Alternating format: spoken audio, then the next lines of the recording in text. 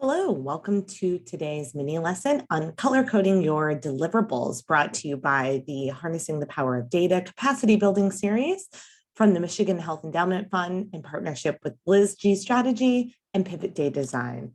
A quick hello from your host, Jennifer Nolte, me from Pivot Data Design. We've organized these mini lessons to go along with how we see the grant lifecycle, starting with proposal, the first phase as the proposal development and submission phase, grant learning, and then the third one around reporting. And today's video is going to zoom in on some skills and tools to help you in your reporting phase. So, color coding your deliverables. This is probably one of my favorite things to do, and I think it's one of the most important techniques, especially when you have deliverables that are longer in nature.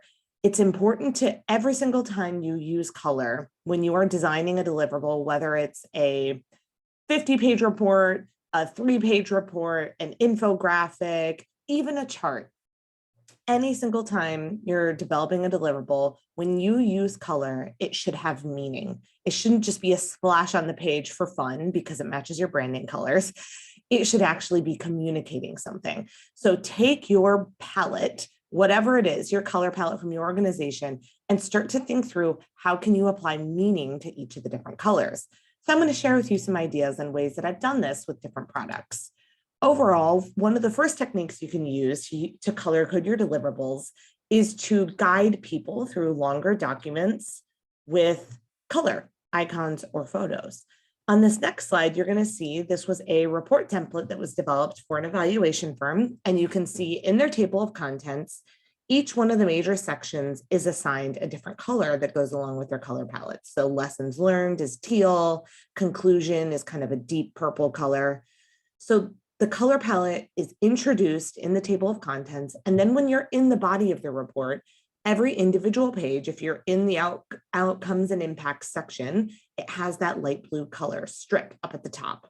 The headers are in that color, quotes are highlighted in that color, any graphics in that section use that light blue color so that it's very clear, I'm in the light blue section right now. And then when you scroll to lessons learned, it's the same thing except it's all teal.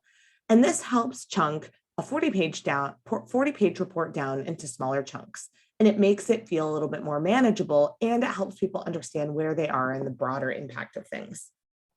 You can similarly do this technique even with just using photos as a visual cue that you're moving on to the next section. So for this report, we chose to go with a simple color palette, and for each of the individual sections in the table of contents, they're not assigned a different color, but when you get to that section, there's a huge photographic image at the top that takes up about a third of the page. So it's a visual cue letting people know they're moving to the next section. When it comes to color coding, even in this grant lifecycle graphic that you saw earlier when we first started, we assigned a color. So proposal is kind of the blue color, learning is pink, and reporting is green. And when we developed a handout, a one-page, or what's two-pager, but a handout for our last workshop that we did on narrative and grant proposal writing, we used the grant lifecycle throughout our entire presentation. And you can see even in our handout that each of the phases is introduced. And the two sections we are not talking about here are grayed out. And the section we are talking about is color coded in teal. And everything on here is very clear. This is in the teal section. Even going to phase 2, again, everything else is grayed out except for phase 2. And the bullets are even color coded to be along with the color coding system that you use. This helps people feel like they get a sense of where you're at, and it makes it feel organized. Another way that I'll use color in presentation slides is if, let's say, if anybody remembers this from one of our documents, we were talking about a through line that's important across all of these different components when putting a grant report together, all the way from your grant proposal to grant learning, all the way into the report. And when we were talking about this, we kind of talked through this overall graphic that we developed here. And then on the next slide, we zoom into each one of those components. So we zoom in with the color orange. You can see this first box is highlighted, and we dig a little bit deeper over here on the right. On this next slide, there are arrows that pop up, and you're guiding people with color in here. Next slide, this one, highlights as orange and the evaluations pop up over here on the right. This little graphic almost becomes a little bit of a guide or a table of contents, and you are using color to zoom people's eyes on the sections that you're talking about. So those are 3 different methods that I use to color code deliverables.